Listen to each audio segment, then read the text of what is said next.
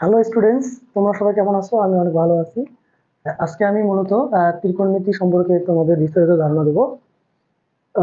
দেখো, কোন কোন বিষয়গুলো আলোচনা করব: ত্রিকোণমিতিক অনুপাতের ধারণা, সমকোণী ত্রিভুজের বাহুগুলো ধারণা, তারপরে কোন প্রকাশের চিহ্ন, ত্রিকোণমিতিক অনুপাত, সদৃশ সমকোণী ত্রিভুজের বাহুগুলোর অনুপাতের ধ্রুবতা, সূক্ষ্মকোণের ত্রিকোণমিতিক অনুপাত, ত্রিকোণমিতিক অনুপাতগুলো সম্পর্ক এবং সবশেষে সূত্রাবলীগুলো আলোচনা করব।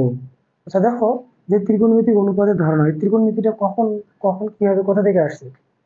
প্রাচীন কাল থেকেই কিন্তু ত্রিকোণমিতির ব্যবহার হয়ে আসতেছে। যে প্রাচীনকালে মানুষ গাছে না উঠেই ছায়ার দৈর্ঘ্য মেপে গাছের উচ্চতা পরিমাপ করতো। এছাড়া বিভিন্ন যে সভ্যতায় বড় বড় বিল্ডিং, এরপরে পিরামিড আবিষ্কার হয়েছিল, এগুলোও কি এই যে ত্রিকোণমিতির ব্যবহার এখানে চলে আসছিল। আচ্ছা, এখন ত্রিকোণমিতি কথাটা কোথা থেকে আসছে? এই শব্দটি আসছে মূলত TRIGONOMETRY। ত্রিকোণমিতি শব্দটি আসছে মূলত গ্রিক তিনটি শব্দ থেকে। একটা হচ্ছে ট্রাই ট্রাই আর একটা হচ্ছে গণ, আর একটা হচ্ছে মেট্রি METRON।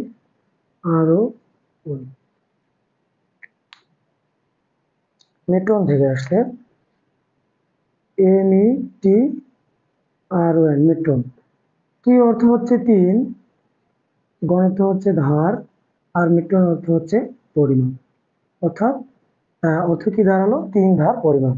অর্থাৎ ত্রিকোণমিতির সাহায্যে আমরা তিন ধার পরিমাপ করতে পারবো। আচ্ছা, এখন তোমরা অবশ্যই মনে রাখবা যে ত্রিকোণমিতির সমস্ত অঙ্ক, ত্রিকোণমিতির সমস্ত পরিমাপ সমকোণী ত্রিভুজের মাধ্যমে হয়ে থাকে। অর্থাৎ যতগুলো অঙ্ক করব, যতগুলা প্রশ্নের সম্মুখীন হব, সবগুলাই মূলত কোন ত্রিভুজ দিয়ে হবে? সমকোণী ত্রিভুজ দিয়ে হবে। এই জন্য আমাদের সমকোণী ত্রিভুজের বাহুগুলো সম্পর্কে ধারণা রাখতে হবে। শুরুতে আমি সমকোণী ত্রিভুজ কাকে বলে এটা তোমাদের বলি। আমরা জানি যে যে ত্রিভুজের একটি কোণ 90 ডিগ্রি হয় তাকে সমকোণী ত্রিভুজ বলে। যেমন দেখো,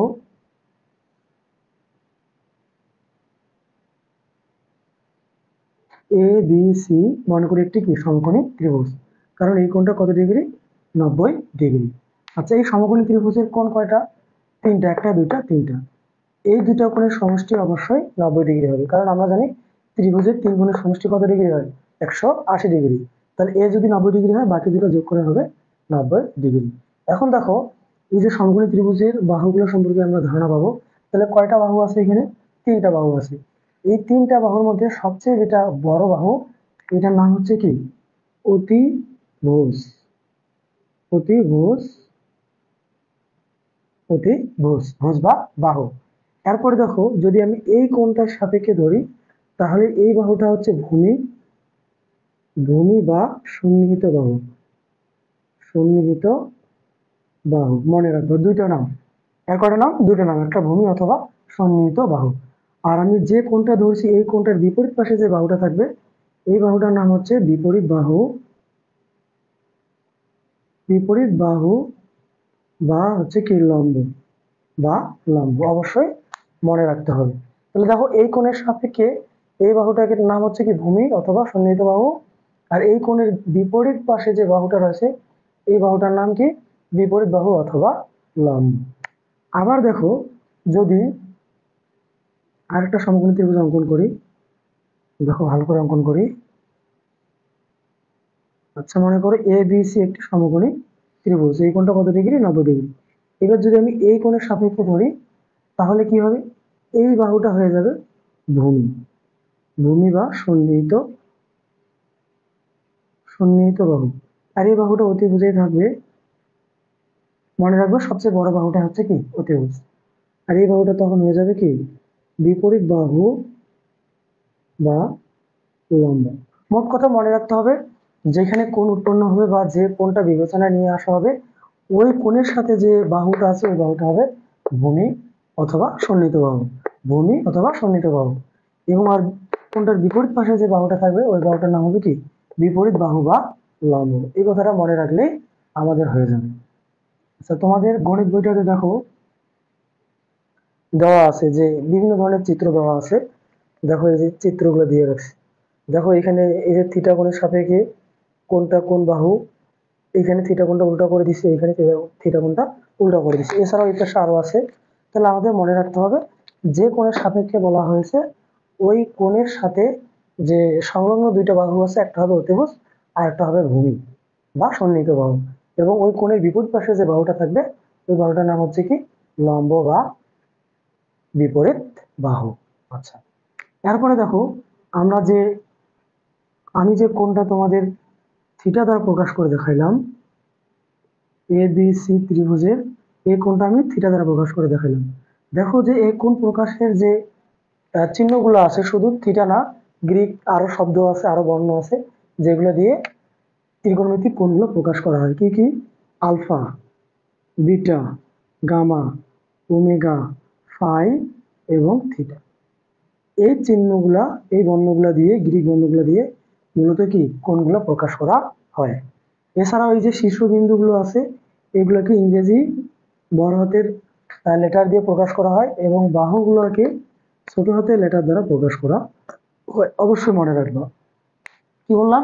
যে কোণগুলোকে এই যে গ্রিক যে বর্ণগুলো আছে alpha, beta, gamma, omega, phi, theta এগুলো দ্বারা প্রকাশ করা হয় এবং যে শীর্ষবিন্দুগুলো আছে এগুলোকে বড় হাতের লেটার দ্বারা প্রকাশ করা হয় এবং বাহুগুলোকে ছোট হাতের লেটার দ্বারা প্রকাশ করা হয়। আচ্ছা, এবার দেখো আমরা জানবো ত্রিকোণমিতিক অনুপাত। আসলে ত্রিকোণমিতিক অনুপাতটা কাকে বলে? আচ্ছা, এটা শেখানোর জন্য আমরা একটা সূক্ষ্মকোণ নিব।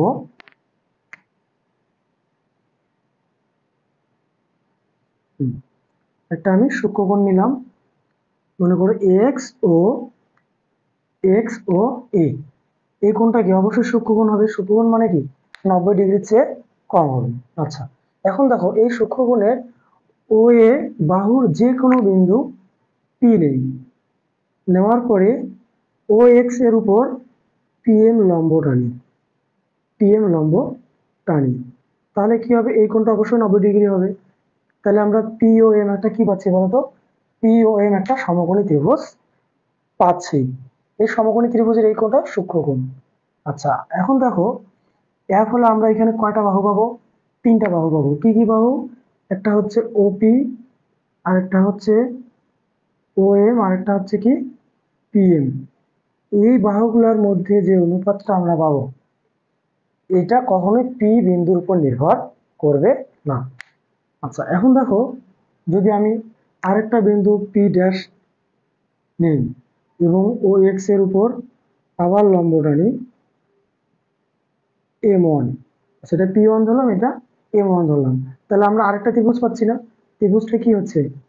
P1 ও M1। এই ত্রিভুজেরও আবার যে 3টা বাহু পাচ্ছি কি কি? একটা OP1, আরেকটা OM1, আরেকটা P1 M1।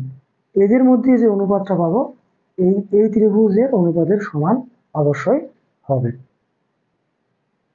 আচ্ছা, দেখো এর ফলে আমরা কিন্তু ছয়টা অনুপাত পাবো। কিরকম করে? দেখো যদি আমি